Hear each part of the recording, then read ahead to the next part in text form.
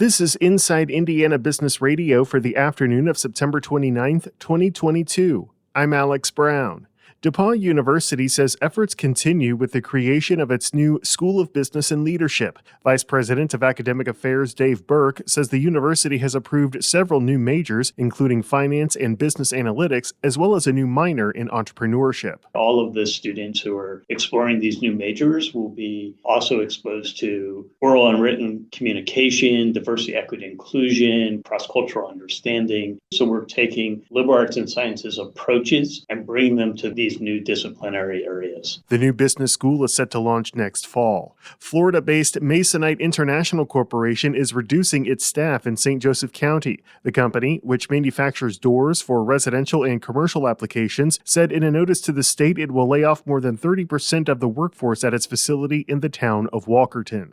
The Indiana University School of Medicine says it will collect a $48.8 million grant over the next 5 years from the National Institutes of Health to continue research on treatments for Alzheimer's disease. The money will be used to study animal models of late-onset Alzheimer's. From the number one source for Indiana business news, this is Inside Indiana Business Radio. Looking for new ways to attract top talent to your organization? Don't miss IBJ's HR Impact Awards, where we'll be honoring leaders in the human resources industry who have implemented effective talent recruitment programs. Talent recruitment is just one of the 4 categories we'll be exploring at this inaugural event. Join us to hear their stories and inspire fresh thinking for your team.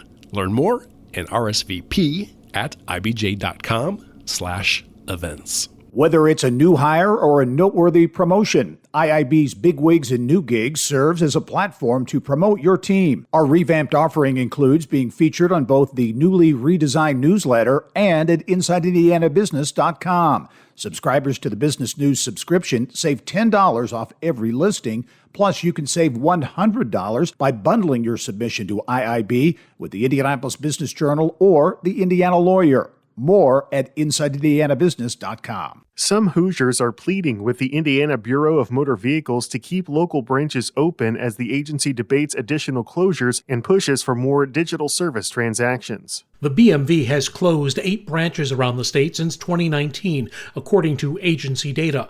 More than a dozen other locations have been downsized or relocated. Indiana BMV Commissioner Joe Hogue on Wednesday told legislators that staffing challenges and decreased foot traffic within certain branches have caused most of the recent closures. He added that the agency is encouraging more Hoosiers to conduct BMV business online or at digital kiosks.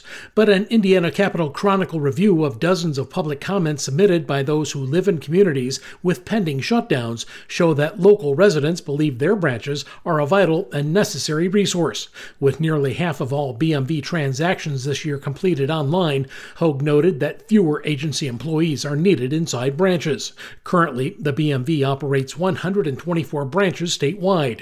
The agency is required by Indiana law to operate at least one branch in each of the state's 92 counties.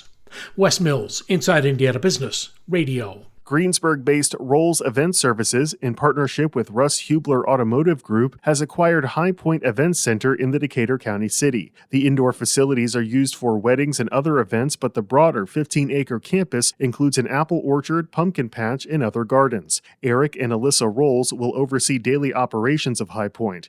Rolls Event Services specializes in the design, creation, and management of a variety of events. Financial terms of the acquisition were not disclosed. Science fiction is joining real-world technology in the orthopedic capital of the world with high-tech goggles for hip surgery. Warsaw-based Zimmer Biomet is partnering with a Boston-area medical technology firm to market the first FDA-cleared mixed reality navigation system for total hip replacement. Dr. Nitin Goyal is Zimmer Biomet's Chief Science, Technology, and Innovation Officer. Now, this tool helps surgeons have that ability at their fingertips and place the parts with maximal precision using a technology that's super easy to use and easily portable to whatever operating environment you're in, whether it's a small ambulatory surgery center or a large academic university hospital. The technology gives orthopedic surgeons a three-dimensional image of the targeted area. The system provides a detailed roadmap for what Zimmer describes as accurate and efficient implant positioning. Fox 59 morning anchor Angela Ganote is this week's guest on the Business and Beyond podcast with Gary Dick, presented by PNC, a weekly conversation with high-profile Hoosiers in business, sports and entertainment, and beyond. Available now from your favorite podcast provider. I'm Alex Brown for Inside Indiana Business Radio on Demand.